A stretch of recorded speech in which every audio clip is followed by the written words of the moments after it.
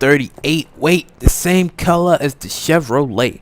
Welcome back to the channel. I am your host, VALTORIOUS the Awoken.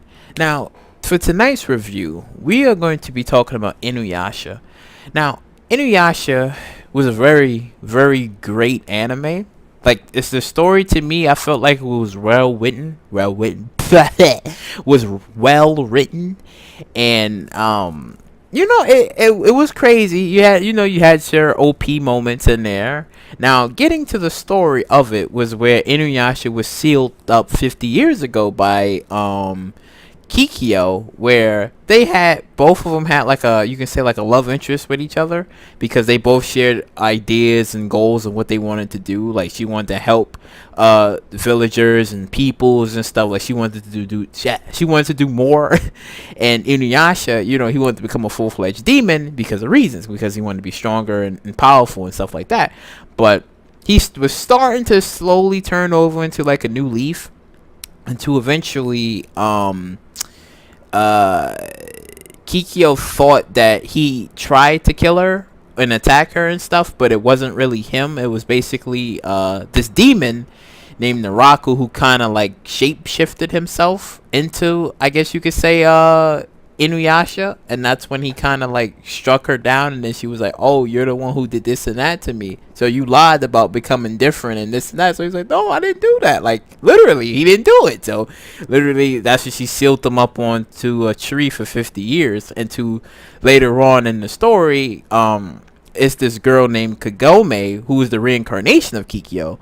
She went over, it's like something happened where she fell into the well, and that's when she was over in the feudal era. And then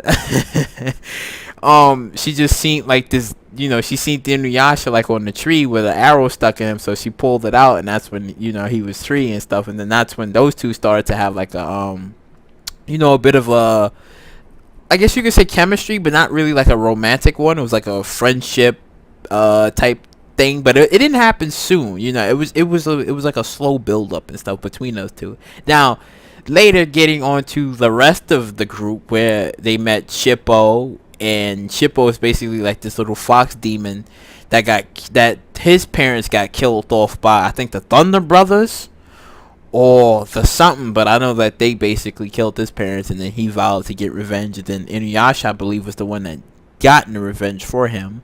Then they met further going into the story, they met Moroku.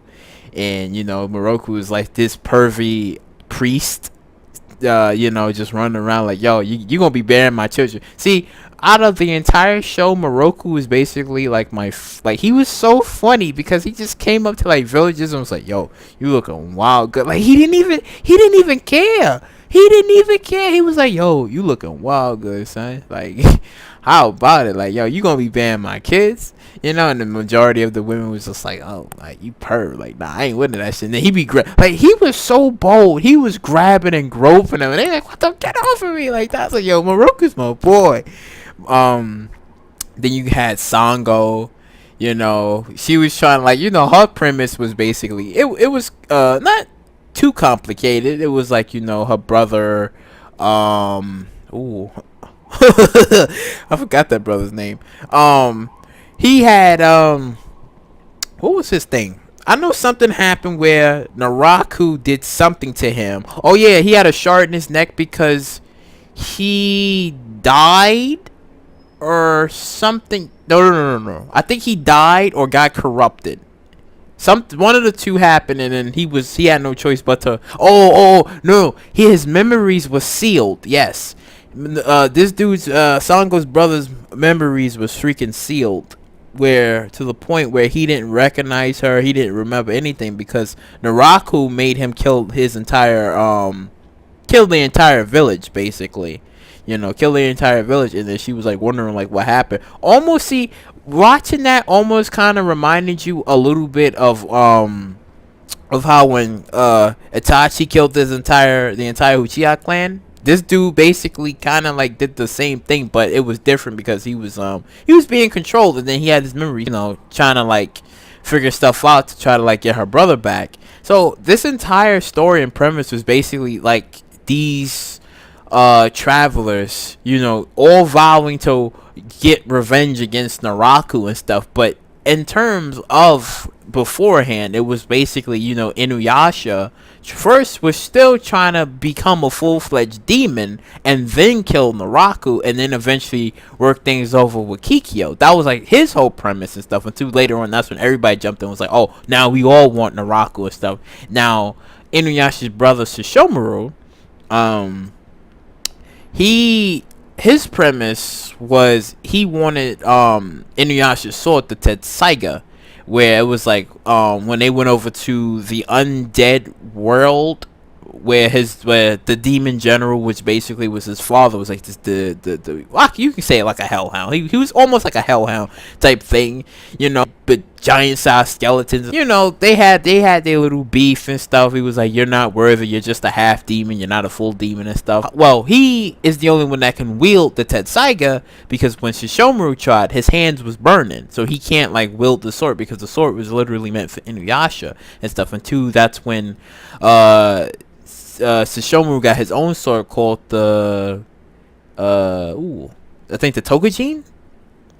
I think it was the Tokujin. I think that was his sword, because his sword was able to heal people. Yeah, his sword was able to heal people. Was it to bring them back to life? No, I think it was to heal people. Yeah. His sword was only able to like heal people and stuff. So then that's when he met like this little girl. I think her name was Rin. I think her name was Rin. He met her and stuff, because her premise was her family was killed by humans.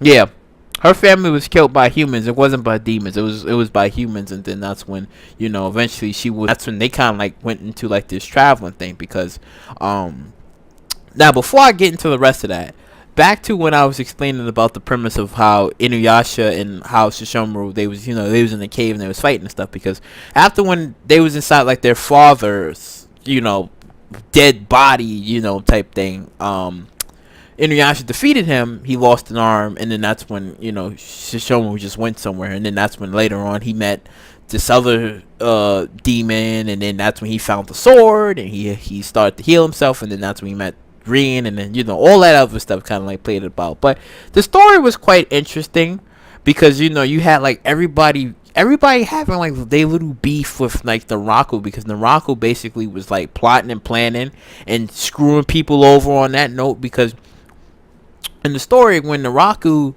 he told Sesshomaru, he was like, yo, you want that sword, right? The slay 100 demons? Yeah. So he gave him like this arm, this fake hand and stuff, like, yo, you can wield the power now. So he found out like, yo, this trying to kill this one man, this one demon who basically had absorbed the power of thousands upon demons into his soul, then created he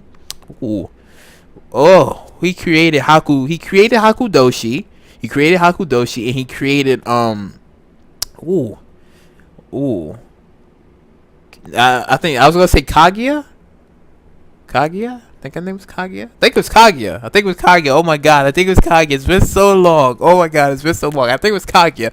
But yeah, like he created her and stuff, and then was like, well, when she tried to like disobey him, he had her heart, and he was like, listen, I will kill your shit right now if you do any more dumb stuff, because she was trying to figure a way of like separating herself away from him and stuff. But it was like everybody was a part of Naraku. Like whatever you tried to do, you tried to separate yourself, or you tried to like have a will against him, it wasn't happening and stuff. So he was like, everything shall become a part of me, like that. So everybody was trying to get stronger. Like Inuyasha's team, they was trying to get a little stronger, get better and stuff. And that's when Inuyasha started learning like different type of move sets to like kill Naraku and figure a way, because the goal was to get the sacred shards, and then because the sacred shards was all broken up, because I think Kikyo broke them up, or something happened where they all broke up and they became like shards, and it was all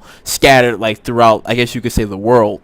And two of them went in Koga's legs, because I believe something happened to Koga where he wasn't able to move his legs or something, or something crazy happened, because Koga is basically from the wolf tribe, and something happened there where I think Naraku did something, and then I forgot what happened with Koga, but I know something crazy happened with Koga. But Koga basically had like two shards in his leg, and he was able to like move faster, run faster.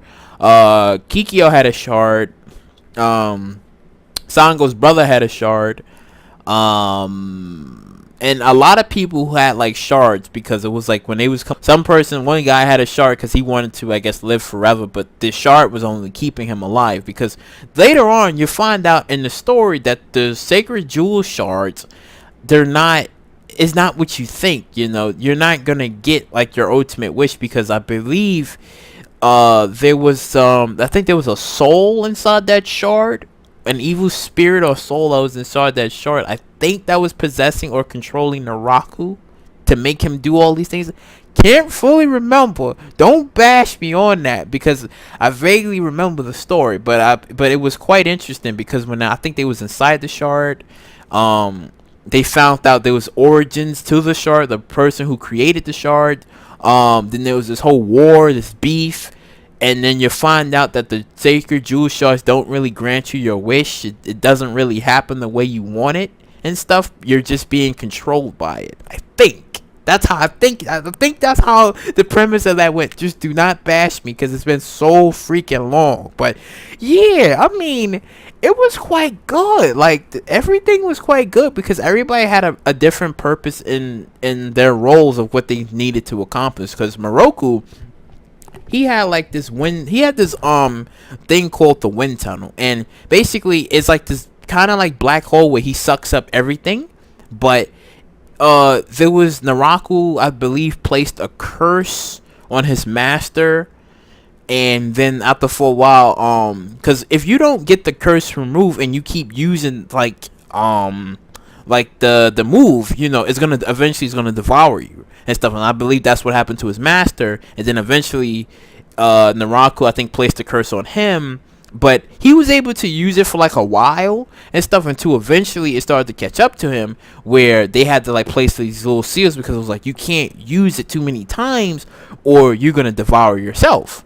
So it was like, he had to chill out on that. Sango eventually saved her brother, and I believe he lived or he died. Can't fully remember on that. I know Kikyo died eventually. And yeah, it was yeah. Everybody had like their own motives. Everyone had like their own motives to get what they want and stuff, to either try to get revenge against Naraku, or try to get the sacred jewel shards for reasons and stuff, but they didn't fully know the true backstory of the sacred jewel shards and what was the meaning and the purpose of it and stuff. Because again, everybody was trying to do their own things and stuff, but it was so freaking good. Like, Inuyasha, like, I get why people say like the argument with old school anime and stories compared to like today's animes and mangas and written stories. I kind of understand what they coming from by it, because when you watch old school like Yu Yu Hakusho, Inuyasha, Rurouni Kenshin, all of them had like really good stories and build-ups to it, and you're like, damn, I want to be indulged by this and stuff. But I kind of understand why, like, when today's anime and mangas, where some of it's good, some of it's really good, but then there's some the story doesn't really make any sense. You try to get into it, but then you're like, I can't get into it because I'm not drawn in by the story, or I'm not drawn in by the character, and it just feels off. It feels really off. So it's like, I kind of understand where some of those people are coming from, compared to like old animes and old stuff that was so good, and you was drawn into the story and stuff, and you're like, yo, I want more. Like, it makes you want to get up every single morning just to read it, just to read the next issue, But yeah, Inuyasha will forever be a 10 for me. Forever be a 10 for me, because it's like I enjoyed the story. I enjoyed how everything led up to its final climax. Like, I truly did enjoy the story because everybody had a purpose on what they wanted to do and stuff. Like, if it even was for revenge, love, trying to save a loved one, or or trying to save yourself, it was all good. Like, everything had like its purpose and stuff, because everybody had like different motives and different reasons on what they wanted to do, rather than just being like the same old. Now, I didn't try to spoil too much. Maybe if I did or if I didn't, but it's been a long time. It's been a long time. Oh yeah, by the way, well, I ain't gonna say that part. Well, no, freak that. Yeah. Yeah. So Shomu's mom. So yeah, she was in there too. But yeah. Yeah.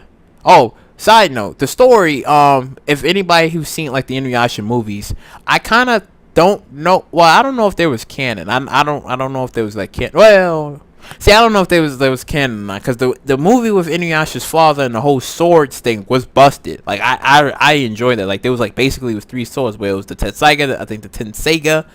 Yeah, I think the Tensei. I don't think it was, but yo, Inuyasha was good.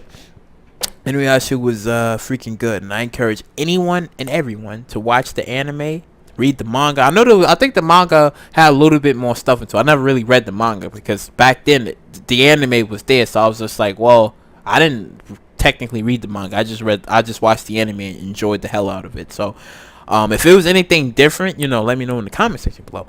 But if you like what you heard to like, please subscribe, share, do all that wonderful stuff. And I'll catch you later. Perfect.